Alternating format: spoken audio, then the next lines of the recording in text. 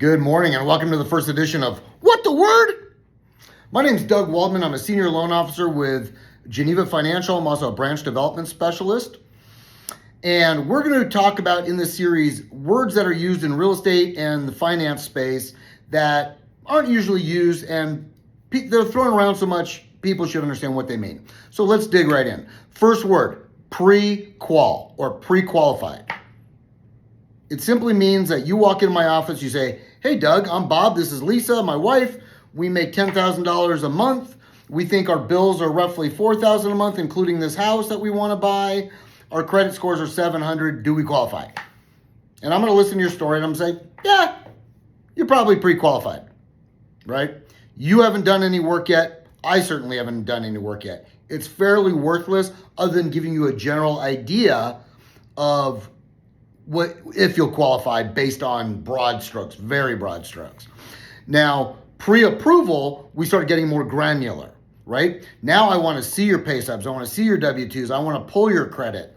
I want to know if you're going to use Social Security for income. I want to see the award letter. If you're using child support and alimony, I want to see the divorce decree to know that that's going to continue for 3 years or whatever income we're using. We need to make sure that it's going to last long enough for us to be able to count it, right? We are then going to take that information, put it into our system, and submit it to an automated program through Fannie Mae or Freddie Mac. Now, Freddie Mac and Fannie Mae are non-government entities. They're businesses that are backed by the federal government, and their job is to add liquidity to the market. Because if I lend you all my money, how do I help the next borrower? Right? So what I do is I give you a loan, or the bank gives you the loan. We then go to Freddie Mac or Fannie Mae. They then take the loan off of our hands, give us our money back so we can go do it again with the next client. Liquidity. Okay? So we get an automated approval through Fannie or Freddie, and it'll come back and say, yeah, based on what you've put in, they're pre-approved. It's good. You need a letter that says you're pre-approved typically to be able to put an offer in with your realtor. When you go to buy a house, your realtor is going to want to see a pre-approval from me or your lender, and they're also going to want to see proof of funds. They want to know that if you're supposed to be putting 5% down or 10% down and covering the closing costs, that you have that in the bank. Because what they're trying to stop are people with tadpole wallets but alligator tastes. In other words, if you qualify for a $500,000 house, but you're looking at $1 million houses, you're probably wasting a lot of people's times. And these are professionals. They don't want their time wasted. So they want to know that you are pre-approved, that a professional has looked at your stuff. Now that's good, but it's not great. And I like great. So what I like to do is submit your file on a TBD basis, to be determined, meaning we don't really have a house yet. But we know your income, we know your assets, we know your credit. We're going to put all that in front of a human being, an underwriter.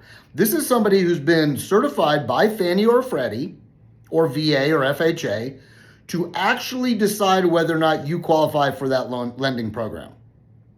And their whole job is to determine whether or not you qualify and subject to what conditions. So when they come back and give us an approval, we now have a commitment to lend, or a conditional loan approval, provided we meet certain criteria. We need an appraisal that says that if you're buying a $500,000 house, that the value is $500,000, that the title is clear other than the seller's current mortgage, or at least it lets us know if there's liens on the property, like a contractor that didn't get paid. Okay? They might want a most recent pay stub from you, most recent bank statement, but generally speaking, they are saying, if you guys check off these boxes, congratulations, we're bringing the money to the party.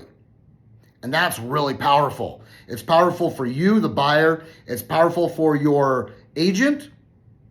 And it's powerful for me, the lender. Because if we're working as a team, your realtor is going to make an offer and say, hey, I think these guys are already approved, like underwritten.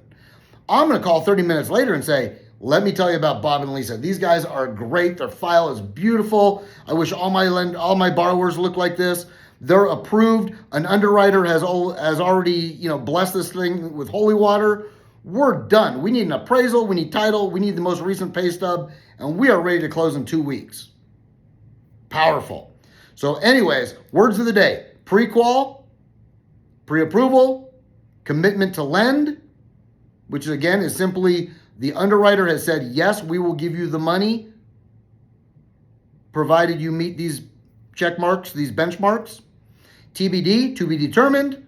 Fannie, Fannie Mae, Freddie, Freddie Mac, non-governmental agencies that are backed by the government that help add liquidity to the market.